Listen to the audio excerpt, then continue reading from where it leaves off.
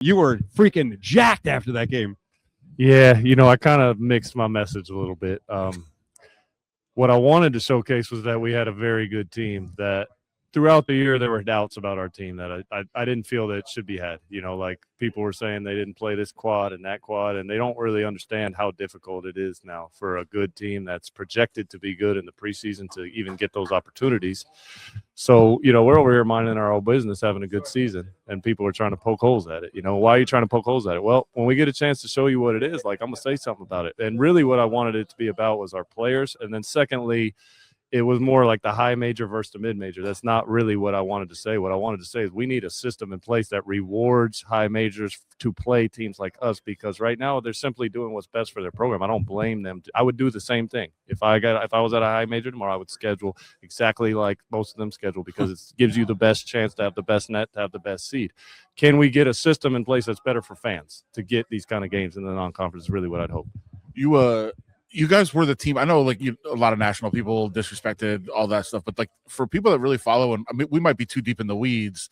Everybody we knew is High Point's the team to watch. They're the dangerous team. They're going to win a game. Did you feel that? Did you feel that there was a swell of support for the team that was hey, these guys are better than you think?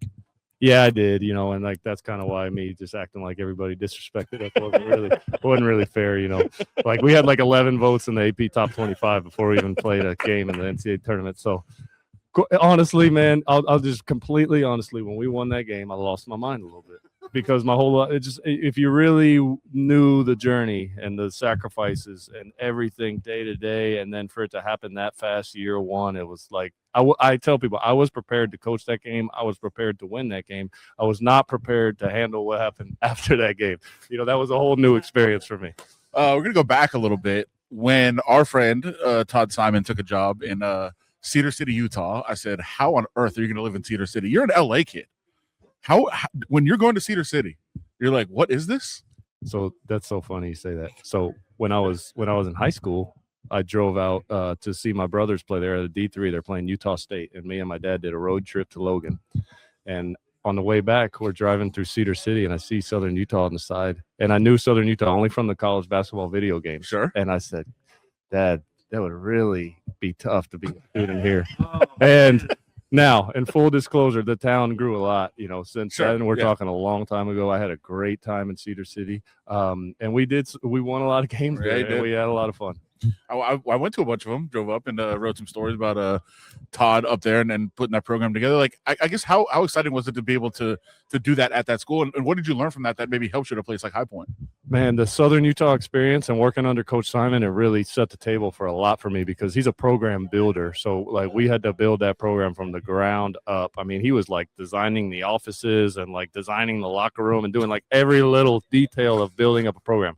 So to see that was amazing. And then to win at a place where people doubted it, we just loved that underdog deal. And Todd he wore that on his shoulder also, the underdog thing, and it was fun. You also took something with you from Southern Utah, a wife. I mean, that's where you met your wife, right?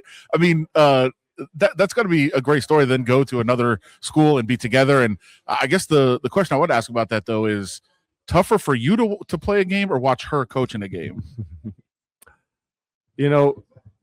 I have more confidence in her sometimes than I do in myself. When they were at Southern Utah, they went to the NCAA tournament for the first time ever. Yeah. That year we left, we fell short, and they got to the dance. So I had to tip my cap to her. I had to wear. This is a true story. I had never been to March Madness in all my years as a player and coach, and then she did, and I had to wear her March Madness gear around for a year. I had to wear the shorts and the sweater and everything from my wife, and then I finally got one 2 years later. How excited was it to finally put that on for yourself? It felt really good that I didn't have to wear my wife's March Madness gear anymore. Flynn Klayman joins us, coach at High Point. I guess what is next for the program? Such a great season, getting the win. What is next? I mean, what's next is just continuing to try to be great, and we try to be great in all areas. We had a great team GPA. We have a great culture. We have guys who are growing spiritually off the floor. We have a lot going on beyond just winning.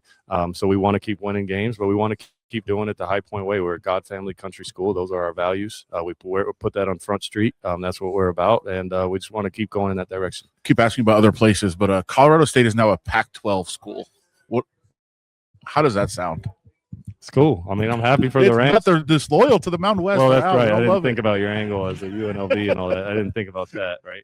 No, I mean, look, I'm a former Ram and all that, so like I'm happy to see their athletics department growing, and they're doing a great job as well there with their basketball program. We talked about some of the broadcast stuff that you kind of became a star from that, which I'm sure you were not looking for, but that's kind of a cool part of this.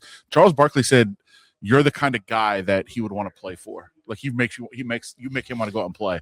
What is that like to hear that? I mean, obviously it feels cool. Like it's a surreal thing also, like him saying that and then FaceTiming with him and all that.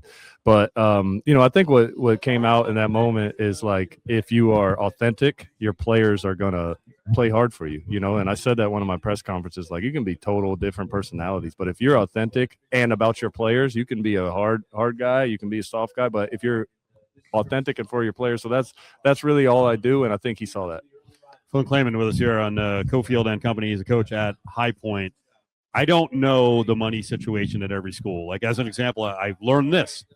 Mountain West Conference for football is bringing in North Dakota State. Quickly, I learned, oh, my God, they have money, and they want to spend more because they got oil and ag. From what I hear, High Point is funded. So where does the community money come from? Because obviously at each school, the situation is different, but it sounds like you guys are in decent shape.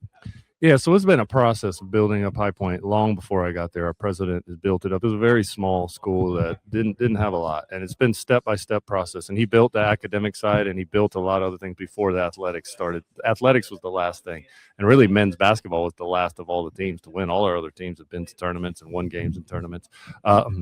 It's a very good setup. We are called the furniture capital of the world, from what I understand. Like over half of the furniture in the world comes out of High Point, North Carolina. Our president was Lazy Boy Furniture, and I met the owner of Ashley Boy Furniture. Right in our so we have all kind of crazy furniture on campus and whatnot, and that's a lot of the economy in High Point.